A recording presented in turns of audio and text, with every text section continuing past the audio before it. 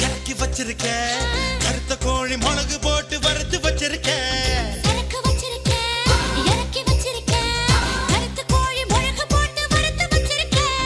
கோழி ருசியா இருந்தா கோழிய திம்ப குமரி ருசியா இருந்தா குமரிய திம்ப